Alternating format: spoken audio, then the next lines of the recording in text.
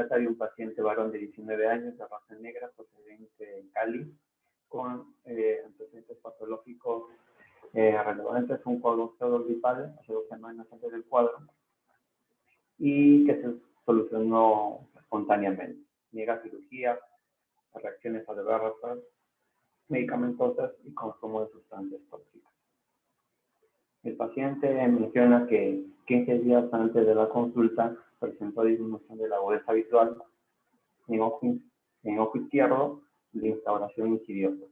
Niega que haya podido tener miodesopias, metamorfosias, fotoxias, dolor ocular, fotofobia, ojo rojo, y fue insistente en que la única manifestación que tenía era la disminución de agudeza visual únicamente.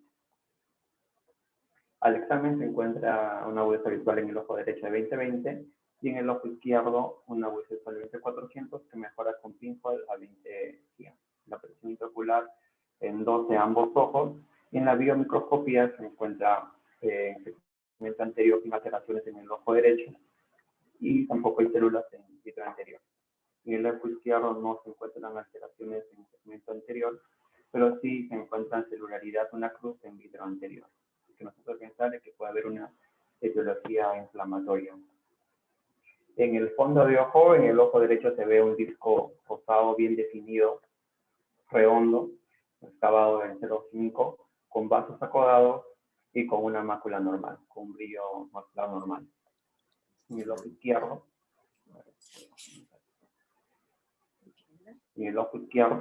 se observa también un disco redondo, bien definido, rosado con excavación de 0,5, con una leve atrofia peripapilar en zona temporal, y lesiones hipopigmentarias de forma placoide, perifoveales, casi en 360 grados, y una lesión hipopigmentaria paramacular superior, cerca de la arcada temporal superior. La hipótesis diagnóstica con estos datos fue una toxoplasmosis atípica en su variante punteada externa, sífilis ocular, una epiteliopatía pigmentaria placoide multifocal posterior aguda, boco y anáguia arada, sobre todo en la etapa inicial, corioretinitis placoide incesante o corioretinitis extensiva. La toxoplasmosis ocular típica se suele diagnosticar clínicamente cuando encontramos un foco de retinochoroidis asociado a una vitreitis moderada severa, de manera que la región corioretinal se pueda ver como si fuera la luz de un faro a través de la neblina. La asociación de una lesión corioretinal, una vitreitis moderada severa y una cicatriz corioretinal que puede estar distante o cercana a la lesión nos da el diagnóstico clínico de toxoplasmosis típica hasta no demostrar lo contrario. En cambio, para hacer el diagnóstico de una toxoplasmosis atípica, se tiene que conocer algunas variantes de esta para tener una alta sospecha clínica y apoyarse en exámenes de ayuda diagnóstica para poder hacer el diagnóstico. La toxoplasmosis atípica, en este momento vamos a hablar de la toxoplasmosis retinal externa puntiforme o puntata. Se manifiesta por lesiones multifocales, hipopigmentadas, blanco-amarillentas, un poco grisáceas, que comprometen las capas externas y el epitelio pigmentario de la retina. En mayor medida se ha visto cuadros en la zona macular, pero esto puede ser debido a que el cuadro clínico, la disminución de visión es más notoria, más relevante cuando hay un compromiso macular que cuando hay un compromiso periférico. Asociado a una vitreitis mínima, que a diferencia de la toxoplasmosis típica, viene con vitreitis moderada severa. Lo bueno de este cuadro es que si se diagnostica a tiempo y se da un tratamiento oportuno, la visión se puede llegar a resolver incluso hasta de cómo estaba antes de iniciar el cuadro. El cuadro puede resolverse como dejando manchas puntiformes blanquecinas o cicatrices granulares corioretinales. Acá se pueden ver las lesiones puntiformes y las lesiones satélites alrededor de una cicatriz corioretinal y el fondo de ojo se ve un poco nítido porque la vitreitis que se encuentra es mínima. Sífilis ocular, sobre todo cuando tengamos un paciente en un contexto inmunocomprometido, debemos de pensar en cualquier cosa como sífilis ocular, porque puede manifestarse de muchas formas. Se le menciona como la gran imitadora, y es la infección bacteriana intercular más común, causada por Treponema pallidum. La clínica suele ser con dolor, ojo rojo, fotofobia, disminución de la agudeza visual, flutter, pupila de Arthur-Robertson, que es la ausencia de contracción pupilar y reflejo fotomotor, pero que se conserva la contracción pupilar en el reflejo de acomodación, el mecanismo de acomodación. Las que se han descrito como manifestaciones oculares de una sífilis ocular han sido corioretinitis, que han sido lesiones parcheadas, grandes, de más de 3 diámetros de disco, blanquecinas, sobre todo que comprometen la región del ecuador y la retina periférica. También se han encontrado lesiones con edema del nervio óptico, una neuroretinitis, retinopatía en sal y pimienta y neuritis óptica.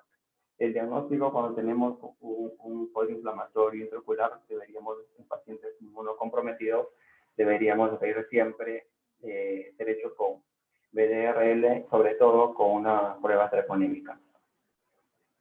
El tratamiento es con penicilina gesódica 18 a 24 millones y en caso de pacientes alérgicos con 6 gramos. El pronóstico visual es bueno si es que el tratamiento es oportuno. Acá se ven las mismas lesiones parcheadas o pigmentadas, pero ahora en la región macular.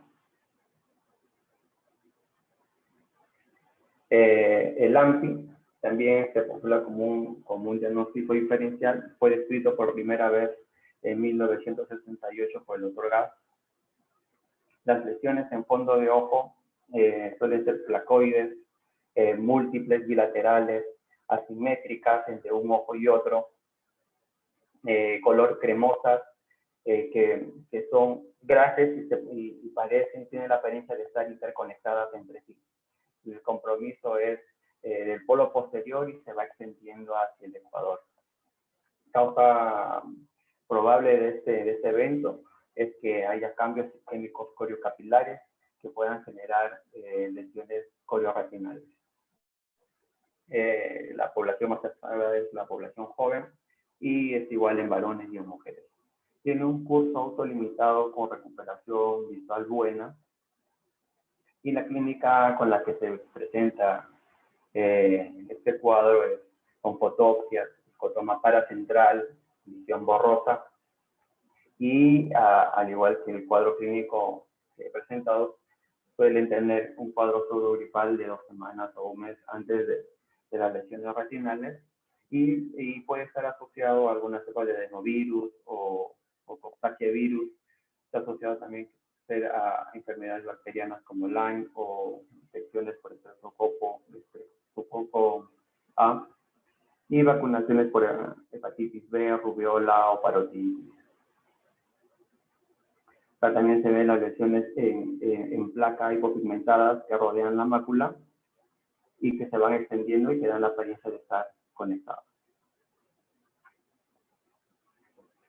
La enfermedad de Burkitt-Halley-Arada es una panuveitis granulomatosa bilateral. Al inicio puede generarse como lesiones corioretinales aisladas que van afectando desde el polo posterior hasta la retina anterior y luego el segmento anterior. Es una enfermedad autoinmune que genera reacción contra los melanocitos, de manera que no solamente hay manifestación clínica ocular, sino también en piel, como vitilio, meninges, como cefaleo, rigidez cervical, y auditivo, como hipoacusia, tinnitus. En pacientes que tengan un cuadro inflamatorio y este tipo de características, este diagnóstico es el más probable. Dentro de las fases del Burkitt-Halley-Arada tenemos la prodrómica uveítica de convalescencia recurrente, de las cuales la que se puede parecer a una lesión corioretinal multifocal es la fase uveítica.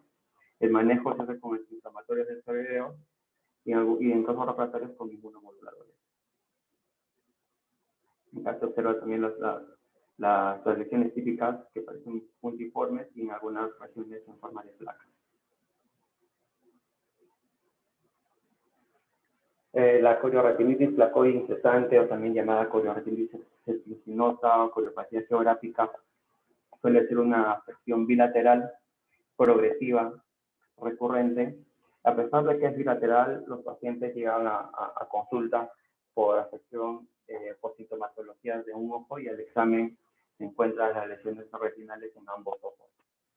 Son infiltrados subretinales irregulares, blanco-grisáceas, que son grandes. La población más afectada se encuentra entre la cuarta y séptima década de la vida.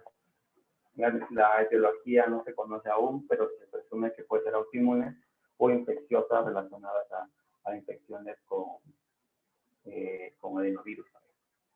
La clínica es dependiendo si es que hay compromiso o macular o neovascularización coroidea.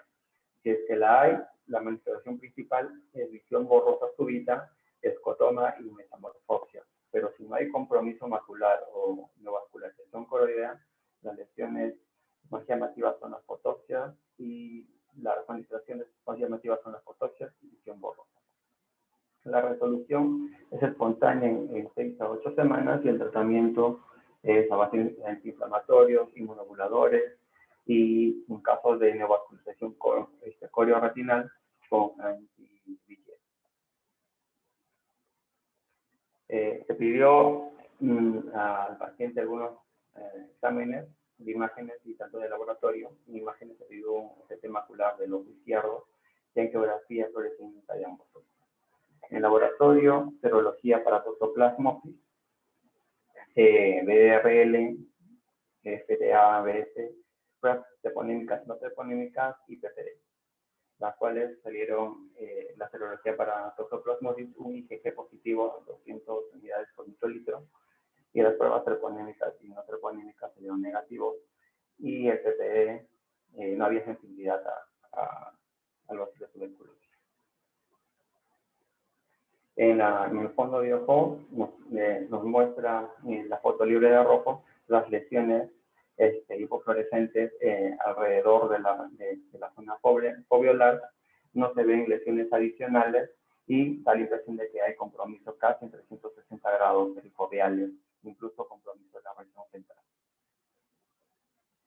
En la angiografía con fluoresceína, al inicio, en las etapas tempranas, se observa una hiperfluorescencia focal que podría ser un efecto ventana por la lesión paramacular superior, que no era muy evidente, más parecía un efecto de desgastamiento, una lesión en forma de satélite, que se va definiendo siempre más hiperfluorescencia conforme va pasando las etapas del angio.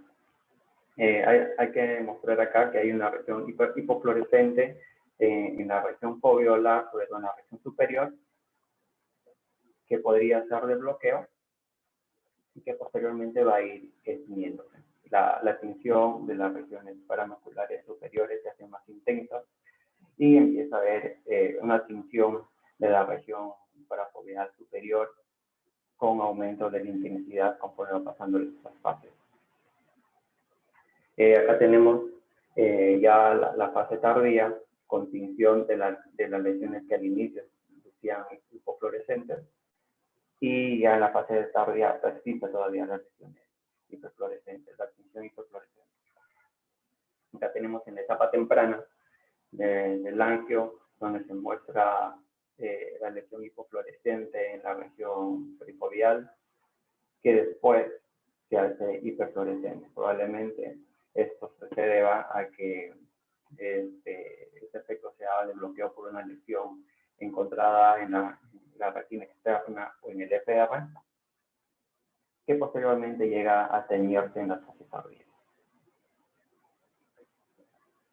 En el OCT, en el ojo izquierdo, se muestra un aumento del contorno foveal anterior.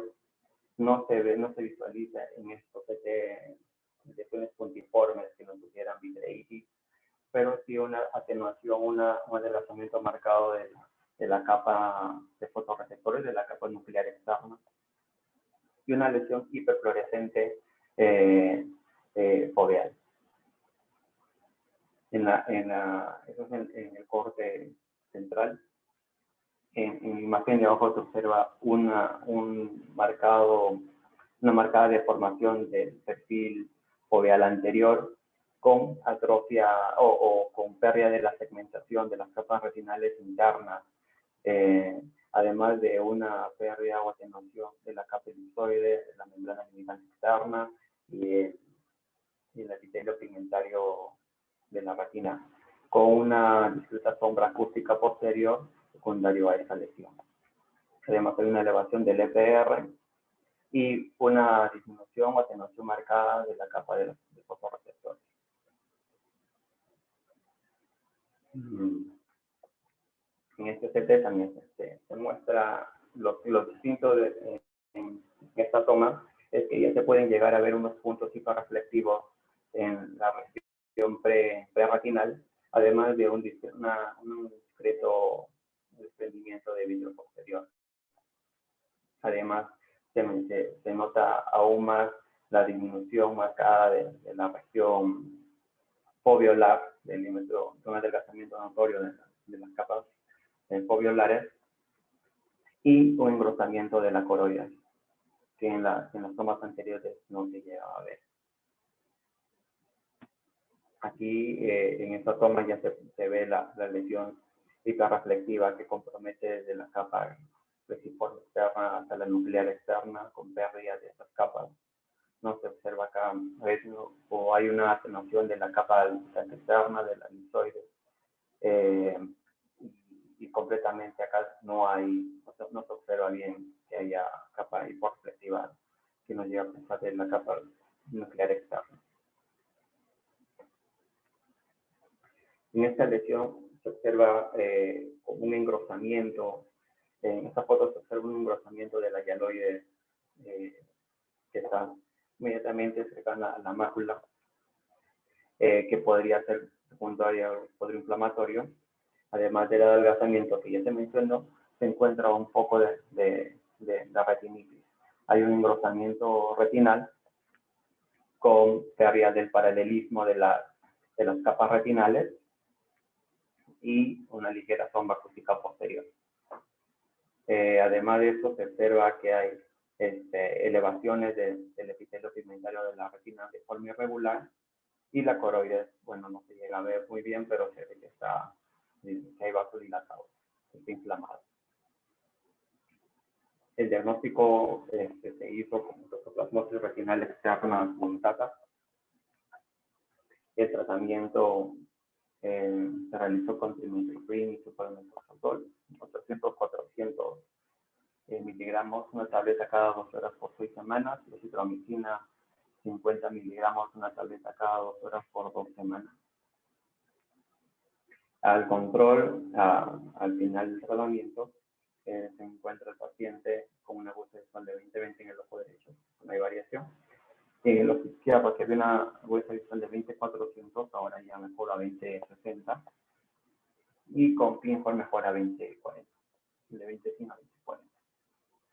La presión intraocular es en 12 en ambos ojos, y en la biomicroscopía ya no se encuentran células en vitro anterior. Aquí es la fotografía que se le llevó a tomar al paciente en el control, donde se observa atenuación de las lesiones perifoveales, pero aún persiste una placa hipopigmentaria en la escala temporal superior, que es una secundaria, y una condensación en la base de vitrio. El paciente aparentemente estaba resolviendo de forma adecuada, respondiendo clínicamente de forma adecuada. Se ven como si fueran unos punticos por acá, que pueden ser la resolución de los cuadros de retinitis.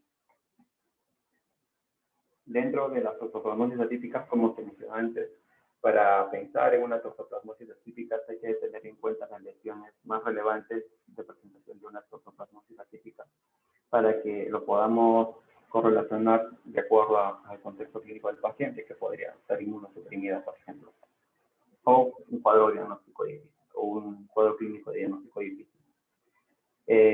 Como se mencionó, la toxoplasmosis retinal externa punctata se caracteriza porque tiene lesiones multifocales, blanco-amarillentas, que comprometen las capas externas de la retina en su gran mayoría en la zona macular, está asociada a vitreitis mínima y tiene un buen pronóstico con tratamiento adecuado. Pero también hay otras toxoplasmosis atípicas que deberíamos conocer. La retinochoroiditis agresiva, en este cuadro se da de pacientes inmunocomprometidos o con factores de alto riesgo de inmunosupresión. Las lesiones suelen ser grandes, múltiples, bilaterales, que llegan a tener más de 2 o 3 diámetros de disco. Tienen una similitud a una necrosis retinal aguda viral, pero a diferencia de una necrosis retinal aguda, por ejemplo, por citomegalovirus, en la que no hay vitreitis, en este cuadro sí hay una vitreitis moderada a severa asociada a cicatriz retinal previa o lesiones satélites, pero pequeñas, escasas. Además, hay ausencia de lesiones intrarretinales hemorrágicas, lo que nos puede diferenciar o alejar de un CMV.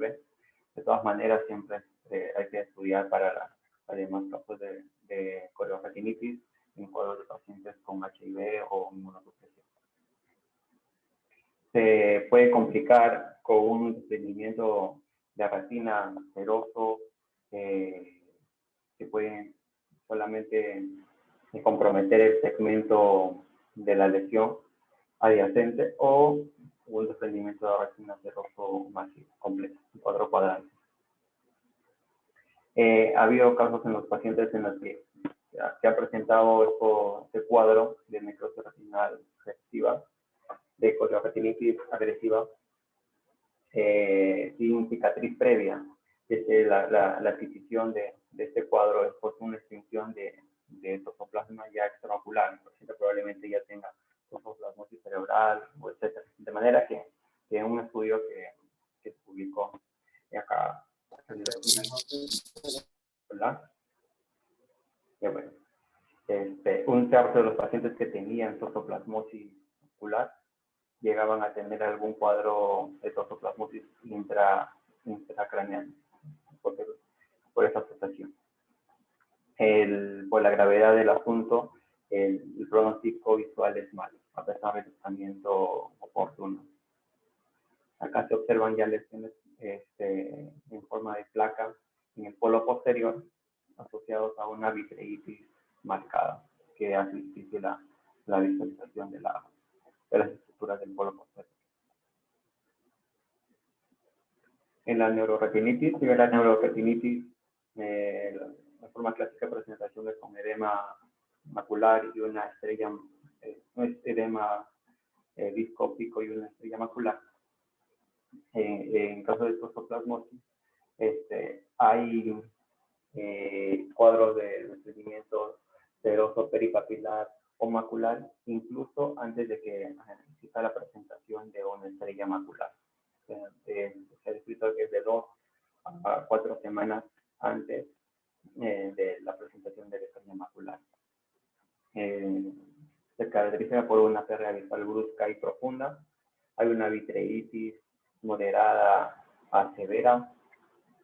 Y esos pacientes que se presentan como una neuroretinitis tienen cicatrices corioretinales periféricas que se deberían evaluar para poder correlacionarla mejor con una toxoplasmosis. Suele ser recurrente y con un tratamiento antiparasitario oportuno y desinflamatorio, la visión es buena. La recuperación visual es satisfactoria. La mayoría o un buen porcentaje de toxoplasmosis están asociados a alteraciones vasculares, que generalmente son el mismo cuadrante. Se caracteriza por envainamiento vascular, puede ser venular o arteriolar, y una acumulación de exudados periarteriolares que son denominados placa de Kirill, que se observa acá, que son la acumulación de exudados periarteriales. La vasculitis causada por toxoplasmosis en raras ocasiones ha llevado a una oclusión vascular. También se ha observado cuadros de neovascularización en las zonas de la lesión y también en zonas adyacentes a la lesión por un daño, y esto se ha se ha correlacionado con mientras el daño o el cuadro inflamatorio ha sido mayor, la neovascularización ha sido más frecuente. También se ha visto unas variaciones con vasculitis en escarcha, si bien esta etiología o esta entidad es de origen en su mayoría idiopático, también se ha relacionado con toxoplasmosis, además de manchas de arroz o manchas hemorrágicas con centro pálido. El desprendimiento de retina, en un estudio de 150 casos de toxoplasmosis se encontró que 6% de ellos tenía un desprendimiento de retina regmatógeno, y que de todos los pacientes, 5% presentaban regma. 9 pacientes tenían desprendimiento, de los cuales 7 pacientes presentaron regma, desprendimiento de retina regmatógeno. El porcentaje restante tuvo un desprendimiento de retina traccional. Se menciona que la relación o el mayor riesgo de tener un desprendimiento de la retina también tiene una relación directa con la severidad del cuadro y con el antecedente de vitrectomía posteriores diagnósticas. El riesgo de desprendimiento de retina regmatógeno aumenta en enfermedades inflamatorias corioretinales. En los casos de pacientes que habían tenido una enfermedad corioretinal inflamatoria, casi un tercio habían tenido toxoplasmosis ocular. De total de pacientes con el desprendimiento de retina con una cicatriz corioretinal, un tercio de pacientes habían tenido una toxoplasmosis ocular como antecedente. El pronóstico de un desprendimiento de retina tanto regmatógeno como traccional en pacientes con toxoplasmosis es malo. Acá se observa las bandas fibrosas, la progresión vitreoretiniana que tracciona la retina de manera como si fuera una carga. Y aquí en la presión corioretinal se observa como si fuera una madeja de progresión vitreoretiniana que termina levantando la retina. Y una cicatriz asociada. Esto me recuerda que en el primer año de residencia yo vi bastante pacientes con desprendimiento de retina y actualmente sí, ahora que lo he leído, varios tenían un porcentaje considerable, tenían cicatriz corioretinal periférica. Y estos pacientes no tenían riesgo aparente para tener desprendimiento de retina descrito como miopía alta, etc. También se ha descrito 7 pacientes con lesiones similares a una retinitis pigmentosa, una retinopatía pigmentosa por toxoplasmosis, que también tienen alteraciones similares en el electroretinograma. Este tipo de manifestación pigmentosa, que también se ve como estípulas óseas, es porque el paciente ha tenido varios cuadros de toxoplasmosis. Suele ser unilateral, sectorial, y está asociado en la mayoría de ellos a una cicatriz corioretinal extensa o marcada, adyacente a las lesiones, puede ser adyacente o distante a las lesiones. Y la toxoplasmosis retinal externa puntata se describió por primera vez en 1962 por el Dr. Gass. Y después de un año, los doctores Friedman y Knox hicieron una serie de casos en la que también describían los cuadros de toxoplasmosis retinal externa. Pero en 1985, el doctor Gass describió 3 casos que tenían lesiones multifocales blanco-grisáceas asociadas a una vitreitis mínima, localizados en la retina externa y en el epitelio pigmentario de la retina, que al evolucionar a la resolución terminaba mostrando unas manchas blancas puntiformes y una cicatriz corioretinal. Los pacientes mostraron este tipo de evolución a la resolución y solo uno a la cicatriz corioretinal.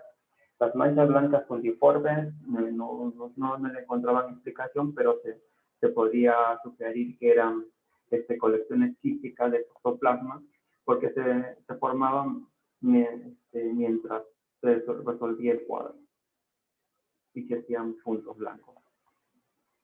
Aquí vemos las lesiones de la toxoplasmosis, que después de 6 meses se solucionan, se resuelven, dejando unas manchas puntiformes, incluso acá, similar a una lesión satélite.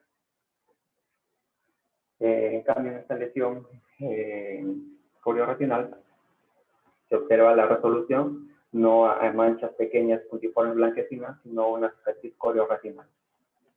Igual, después de 6 meses de tratamiento.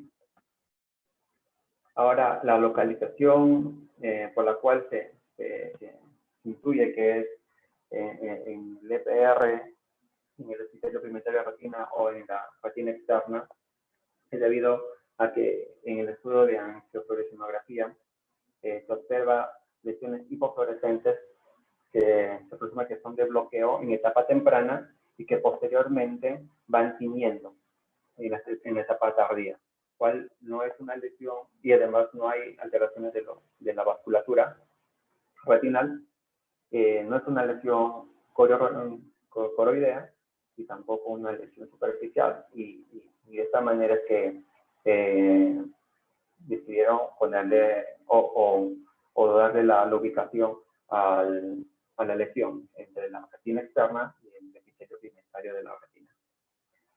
Ahora, las manifestaciones en el OCT. Primero vamos a ver las manifestaciones en el OCT. Hay una toxoplasmosis típica que viene con inflamación de una lesión corioretinal. De la parte interna a la externa se observa un engrosamiento de la hialoides posterior, puede ser causado por el cono inflamatorio, además de múltiples puntos hiperreflectivos, que son la manifestación de la representación de una vitreitis moderada e intensa. Hay una alteración del perfil anterior de la retina, un engrosamiento de la retina, este cuadro de engrosamiento retinal con pérdida del paralelismo retinal, con sombra acústica posterior, y dan este cuadro de retinitis, engrosamiento, pérdida del paralelismo y una hiperreflectividad marcada de las capas, sobre todo internas. Hay una sombra óptica posterior, hay una asociación de fluido subretinal con disrupción de la capa del elipsoide. No es completamente de la capa de fotorreceptores como el subretinal, sino que hay una disrupción y no se puede saber muy bien en qué momento es la disrupción, porque hay atenuación hiperreflectiva causada por las estructuras retinales interiores. Además, también hay un engrosamiento de la coroides, que es focal, que está detrás de la lesión retinal. El OCT de una toxoplasmosis en una cicatriz, ya es una no activa, se observa un aumento del contorno anterior de la mácula, de la región foveal, con pérdida de estructuras internas y externas, con capas internas y externas de la retina, con atrofia del DPR sectorial y refuerzo de estructuras posteriores. No se observa que la capa de membrana limitante externa o elipsoide, lo que nos dice que este tipo de lesiones prácticamente un paciente que no ve por esta región. Forma de resumen, se puede correlacionar con las imágenes que he mostrado. En una toxoplasmosis en la forma activa va a ir relacionado con una vitreitis y desprendimiento de vítreo posterior y engrosamiento de la hialoides posterior, un cuadro de retinitis, edema macular, disrupción de la membrana limitante externa, elipsoides, desprendimiento del neuroepitelio y engrosamiento coroideo. Y en una lesión masiva o una cicatriz corioretinal vamos a encontrar adelgazamiento retinal en algunos cuadros membranas retinales, en su mayoría membranas retinales,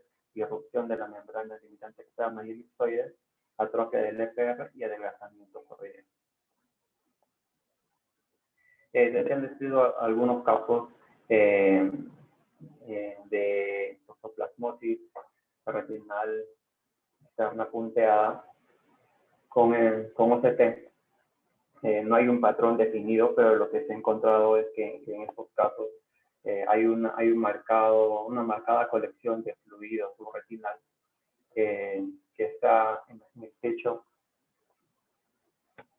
Se observa una capa hiperreflectiva que es inmediatamente inferior a la capa nuclear externa, y algunos puntos hiperreflectivos que pueden ser de estructura fibrosa o inflamatoria, que pueden estar depositándose en la parte posterior.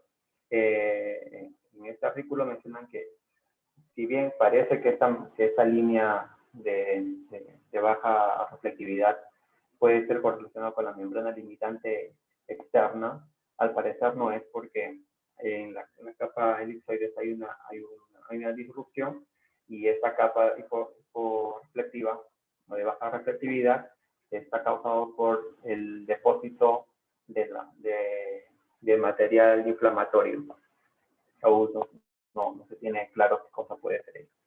Además de eso, esta es la imagen del corte oblicuo.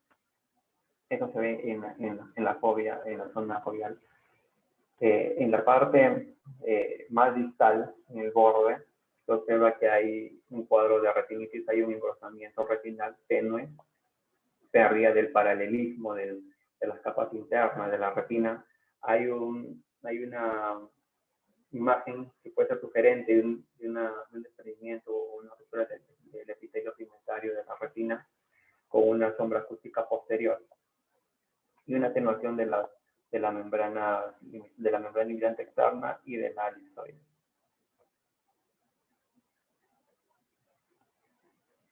En el corte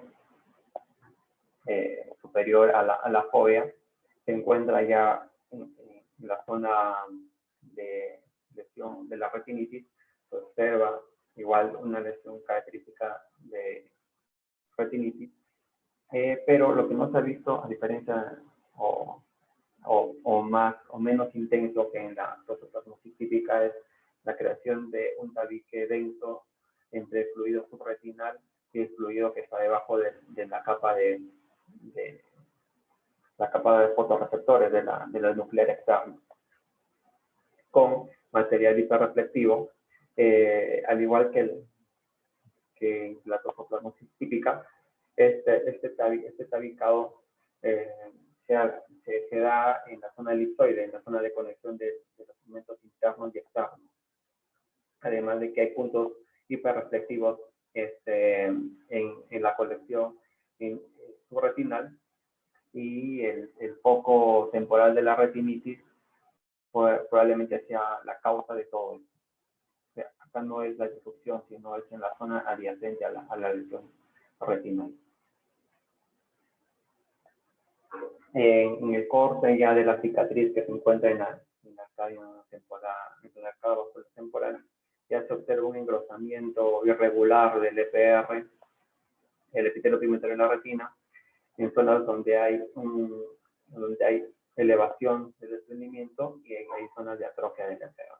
Es una forma irregular. Hay una pérdida del paralelismo o de la segmentación de las capas retinales, y lo que llamaban los autores era esta lesión en forma de bulbo que se encuentra entre este segmento de atrofia retiniana, que presumiblemente es una lesión que atraviesa el EPR y la membrana de Bruch desde la coroides hasta la retina.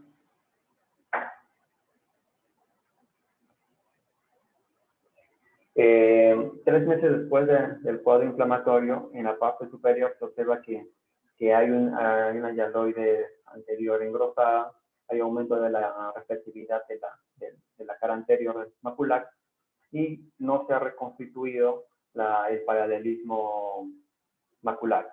Hay atrofia segmentaria del EPR con reforzamiento de estructuras posteriores y una atrofia también de la coriocapilaris.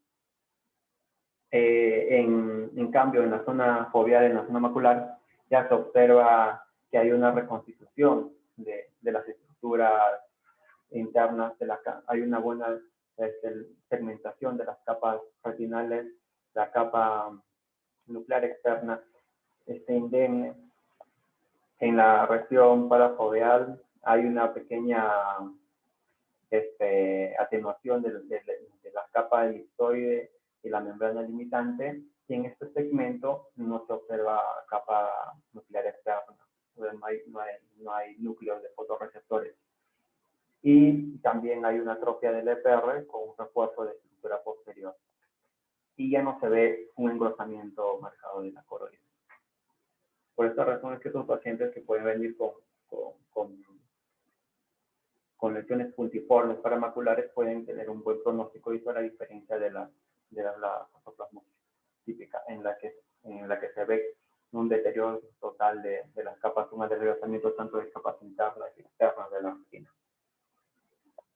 Este es un artículo anterior, un poco antiguo, en la que también trataron de describir las manifestaciones y tratar de localizar si las lesiones estaban entre el EPR y la retina externa. En esta imagen se observa la lesión hipopigmentada retinitis parafoveal inferior, y que se correlaciona con una elevación del epitelio pigmentario de la retina, escaso líquido retinal, y que después del tratamiento aparentemente no hay un marcado pérdida de paralelismo, no hay un marcado cuadro de retinitis, y que el tratamiento, después de 3 meses, se observa una disminución de la elevación del EPR con un material hiperreflectivo que da una sombra acústica posterior, y con la reconstitución del perfil anterior foveal del paciente después del tratamiento llegó a 20/20 de lo que saben 20%. Aquí se observan múltiples focos también de una toxoplasmosis punctata externa. Aquí se observa ya lesiones, no precisa muy bien el corte, usualmente que debe ser acá, donde se observa una pérdida del perfil anterior retinal con un engrosamiento de la hialoides, incluso daría la apariencia que podría ser una membrana externa, una membrana retinal. No se puede ver muy bien la segmentación de las capas internas, pero sí una elevación del EPR, el epitelio pigmentario de la retina, y escaso fluido subretinal de retina. Y como conclusiones de la exposición es que conocer que existen variantes atípicas de la toxoplasmosis ocular nos lleva a plantearlas como posibilidad diagnóstica ante casos dudosos o difíciles, o en contextos de pacientes que son poco comunes, en consultas que no se puede ver en hospitales generales como pacientes inmunocomprometidos. Lesiones inflamatorias, una lesión inflamatoria ocular en paciente inmunocomprometido, se debe pensar en lesiones atípicas como posibilidad diagnóstica. Las lesiones multifocales de retinitis en polo posterior asociados a vitritis mínima es clínica suficiente para sospechar de una toxoplasmosis retinal externa puntiforme. No olvidar descartar etiologías infecciosas imitadoras, como puede ser sífilis y toxoplasmosis y tuberculosis, perdón. Las manifestaciones usuales de OTC en la toxoplasmosis retinal externa es el engrosamiento del EPR, fluido intrarretinal o subretinal de esta ubicación, focos de retinitis, pero más pequeños que en las lesiones típicas, y alteración de la capa de fotorreceptores que con el tratamiento efectivo llegan a reconstituirse, sobre todo en la zona foveal. Y bueno, la satisfacción radica en el esfuerzo y no en el logro. Así que sea cualquier resultado, siempre en ese proceso uno tiene que esforzar, ya que el esfuerzo total es una victoria completa. Esta es la foto del Hospital Rebagliati donde yo hice mi residencia. Gracias. Bueno, muchas gracias, Cristian. Un recorderis muy completo, pues, de todas las formas de presentación. En particular, desprendimiento de retina es un tema interesante porque la mayor parte de la literatura relaciona desprendimiento de retina con las lesiones, secuelas, con las cicatrices. Y nosotros hemos tenido, y yo he hecho presentaciones de eso, de desprendimientos de retina en etapas agudas y por los tres mecanismos, y a veces combinados. O sea, hay mecanismo reumatógeno por necrosis y ruptura de la retina. Hay mecanismo traccional agudo, parecido a lo que pasa en toxocara, y hay mecanismo exudativo, cuando la placa inflamatoria se va por debajo de la coroides, produce una inflamación muy severa de la coroides. Todos ustedes saben que la toxoplasmosis pues, es muy prevalente en nuestros países, particularmente Colombia, Perú, Brasil, teniendo hasta donde yo sé Colombia y Perú un gran número de publicaciones.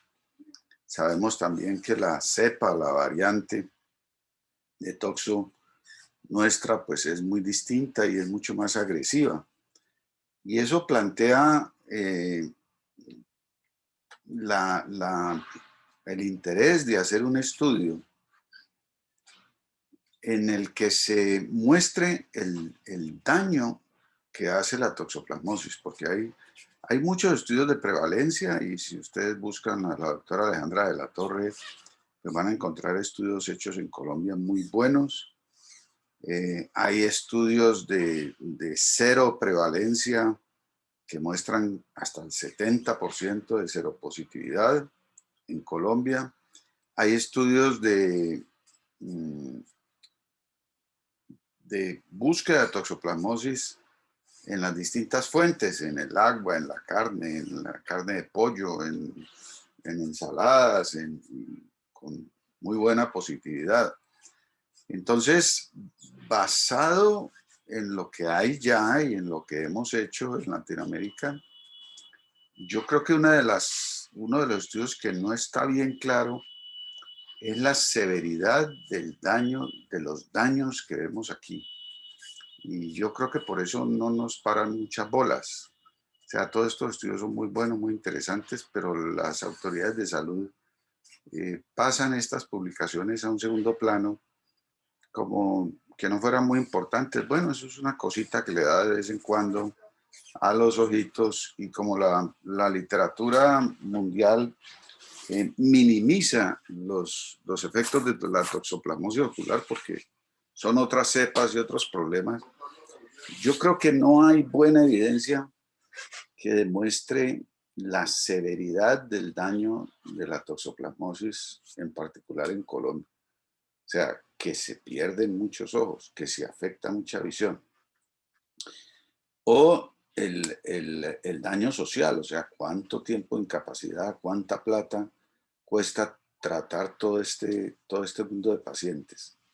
Ese sería un campo interesante por si hay residentes interesados. Ese es un área interesante que podríamos tratar de explorar. Y la otra, pues basándose en lo ya estudiado y publicado, es las fuentes de infección. Si uno lograra demostrar que la toxoplasmosis es un problema grave en Colombia, que creemos que lo es, lo siguiente sería, bueno, ¿qué tienen que hacer las autoridades de salud? ¿Qué medidas se puede tomar? Entonces, esa es una pregunta que habría que estar preparado para responder con otro trabajo. La gente, los pacientes le preguntan a uno mucho eso, ¿no? Creo que todos ustedes, ¿y esto por qué me dio? ¿Y esto cómo lo cogí? Y la verdad es que no tenemos una respuesta, ¿no? Pues está la contaminación de alimentos, las ensaladas, el agua, la carne, el pollo, pero no tenemos pues una medida fuera de las medidas de salud pública muy generales. No sabemos bien cómo orientar la prevención de la toxoplasmosis.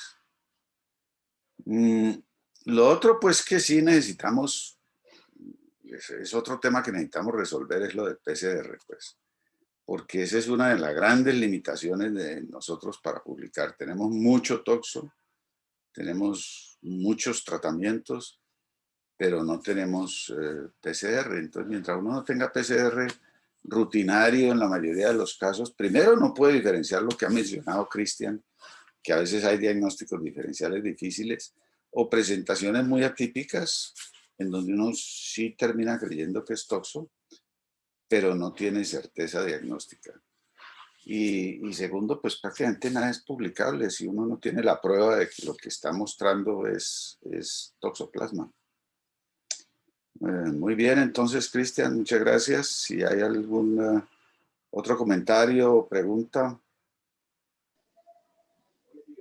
Doctor, buenos días. Sí, siga. Gracias. Quería hacer algunas aclaraciones. En una de las filminas, de las últimas, en donde Cristian hablaba de un desprendimiento o un líquido subretinal, en realidad creo que correspondía a un desprendimiento basilar, el cual hemos pues repasado, hemos revisado en estas sesiones. Entonces, cumplía todos los criterios, él lo escribía, pero quiero hacer esa aclaración que me parece que correspondía a un desprendimiento basilar. En una de las dos sí había algo de desprendimiento del neuroepitelio, pero en las otras, en las dos había un desprendimiento basilar claro para mí.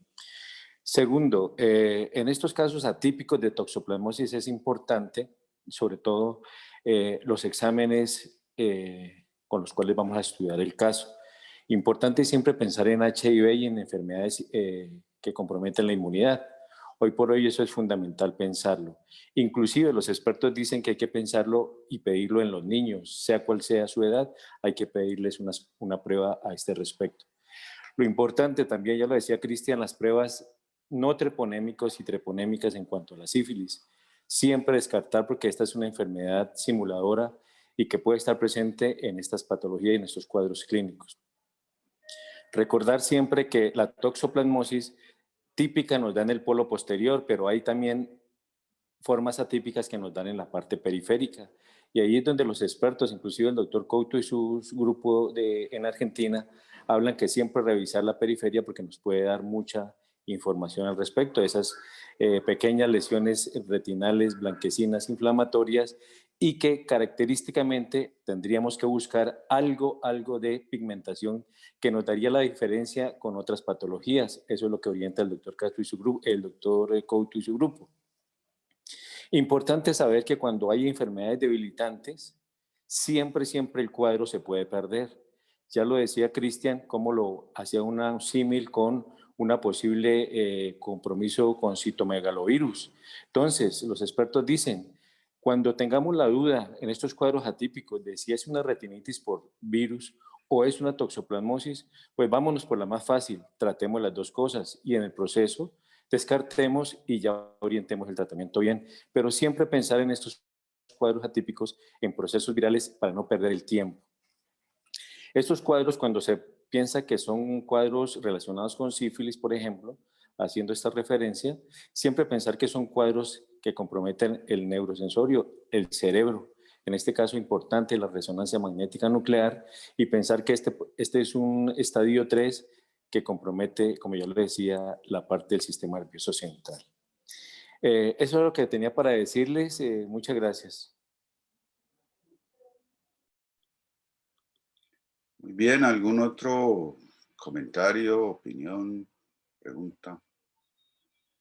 Si alguno de los residentes que no tenga trabajo pendiente, pues tuviera interés en este tema, entonces me contacta para que veamos, hablemos ya más en detalle cómo planear un trabajo. Listo, muchas gracias. Hasta luego. Hasta luego, doctor. Gracias.